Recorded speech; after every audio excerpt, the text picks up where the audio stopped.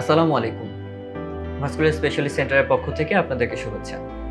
আজকে আমরা ডায়ালাইসিসের জন্য যে ফিস্টুলা অপারেশন করা হয় এটি নিয়ে কিছু কথা বলব। কিডনি রোগে আক্রান্ত যে রোগীগুলো আসেন, যে ক্রনিক কিডনি ডিজিজ বা এন্ড স্টেজ রেনাল ফেলিওর যে রোগীগুলো, এই সমস্ত রোগীগুলোর ক্ষেত্রে ডায়ালাইসিস করা প্রয়োজন হয়। ডায়ালাইসিস দুই রকমের করা যায়। সেটা হচ্ছে হেমোডায়ালাইসিস বা রক্তের মাধ্যমে যে ডায়ালাইসিস, আরেকটি হচ্ছে পেরিটোনিয়াল ডায়ালাইসিস বা পেটের পানির মধ্যে দিয়ে যে ডায়ালাইসিস করা হয়। এর মধ্যে রক্তের মধ্যে দিয়ে যে ডায়ালাইসিস করা হয় এটা বেশি ইফেক্টিভ। এবং রক্তের মাধ্যমে যে ডায়ালাইসিস করা হয় এটা দুইভাবে করা যায়। সেটা একটা হচ্ছে ক্যাথেটারের মাধ্যমে করা যায়, এটা হচ্ছে ফিস্টুলা বা আর্টেরিওভেনাস ফিস্টুলা সেটা দিয়ে করা যায়। ক্যাথেটার দুই রকমের আছে, টেম্পোরারি ক্যাথেটার এবং পার্মানেন্ট ক্যাথেটার। টেম্পোরারি ক্যাথেটার দেখা যায় যখন হঠাৎ করে পেশেন্টের কিডনির অবস্থা খারাপ হয়ে কিডনির পয়েন্ট অনেক বেশি বেড়ে গেল, কিডনির ফাংশন অনেক বেশি কমে গেল হঠাৎ করে, বা হচ্ছে ফিস্টুলা করার আগ পর্যন্ত যে মাঝখানে যে সময়টা, এই সময়টাকে সাপোর্ট দেওয়ার জন্য হচ্ছে টেম্পোরারি ক্যাথেটার করা হয়। এটা সাধারণত কিডনির ডাক্তার যারা তারা হচ্ছে এটা করে থাকেন। আর যখন হচ্ছে রোগীদের ফিস্টুলা করা প্রয়োজন হয়, পার্মানেন্ট একটা হেমোডায়ালাইসিস অ্যাক্সেস প্রয়োজন হয় পেশেন্টদের ক্ষেত্রে, সেক্ষেত্রে তখন হচ্ছে সাধারণত যদি রোগীর রক্তনালী ভালো থাকে সেক্ষেত্রে আমরা ফিস্টুলা অপারেশন করে দিই, যেখানে হচ্ছে যেটাতে রক্তের মাধ্যমে হচ্ছে ডায়ালাইসিসটা করা হয়। রোগীরা মূলত ডায়ালাইসিসের জন্য, ফিস্টুলা অপারেশনের জন্য এবং কিছু কিছু ক্ষেত্রে পার্মানেন্ট ক্যাথেটার করার জন্য আমাদের ভাস্কুলার সার্জনদের কাছে আসেন। এখন ফিস্টুলা কি, এই জিনিসটা নিয়ে আমরা একটু জানব। ফিস্টুলা এটা খুব সাধারণ ছোট একটা অপারেশন, যে ক্ষেত্রে শরীরের রক্তনালী, দুই ধরনের রক্তনালীর মধ্যে অপারেশনের মাধ্যমে সংযোগ স্থাপন করা হয় যাতে ডায়ালাইসিস করাটা সহজ হয়। তো এক্ষেত্রে অনেকের একটা ধারণা থেকে থাকে যে ফিস্টুলা মানে কোনো মেশিন বসানো কিনা। এটা আসলে কোনো মেশিন বসানো না, এটা জাস্ট ছোট একটি অপারেশনের মাধ্যমে, যেটা আমরা বললাম যে দুইটি রক্তনালী শরীরের ধমনী এবং শিরার মধ্যে একটি সংযোগ স্থাপন করে দেওয়া হয় ডায়ালাইসিস কাজটাকে সহজ করার জন্য। ফিস্টুলা কয়েকভাবে করা যায় বা কয়েকটা জায়গায় করা যায়। এর মধ্যে হাতে, যেমন হাতের কবজির এখানে, কবজির উপরে বা নিচের দিকে, কনুইয়ের দিকে করা যায়।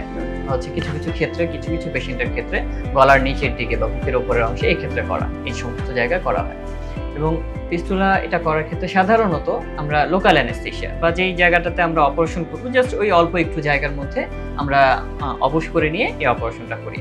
তো এই ক্ষেত্রে খুব বেশি ভয় পাওয়ার কোনো কারণ নেই, ছোট্ট একটি অপারেশন।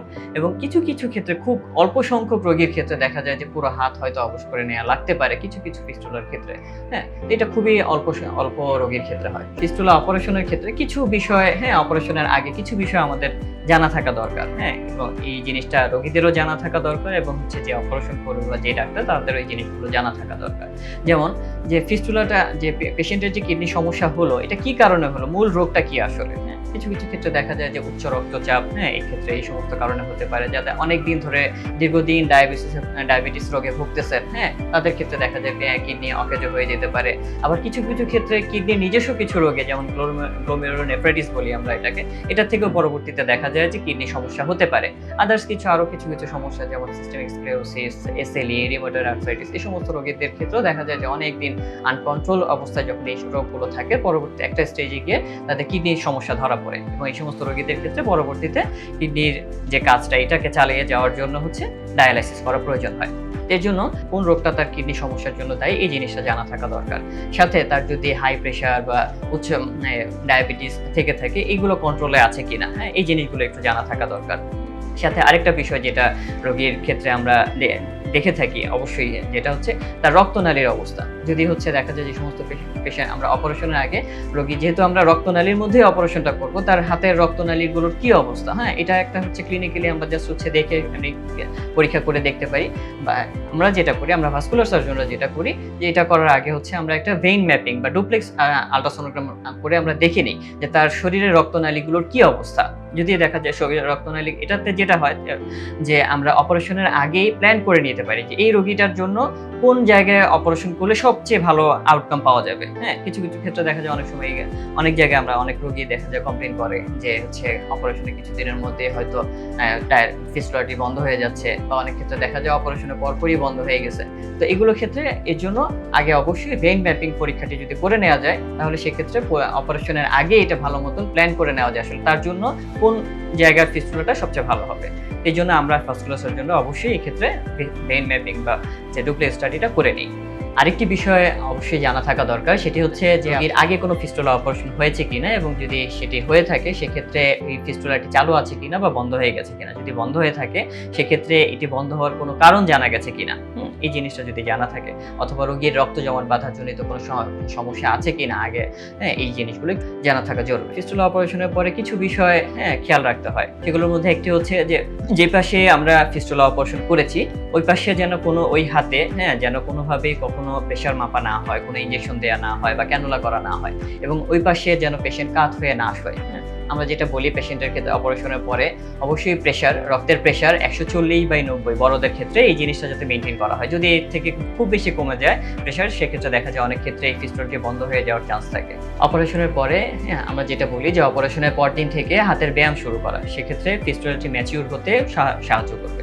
একটি ফিস্টুলা ম্যাচিউর হতে বা পুরোপুরি কার্যকর হতে 6 সপ্তাহ থেকে 8 সপ্তাহ বা 1.5 মাস থেকে 2 মাস পর্যন্ত সময় লেগে যেতে পারে। এই সময়টা রোগীকে অবশ্যই নিয়মিত তার ফিস্টুলাতে শব্দ হচ্ছে কিনা এই জিনিসটা খেয়াল রাখা উচিত। যদি কোনো কারণে দেখা যায় শব্দ কমে যাচ্ছে বা শব্দ বন্ধ হয়ে যাচ্ছে, দ্রুত তার ডাক্তারের সাথে অবশ্যই পরামর্শ করা উচিত।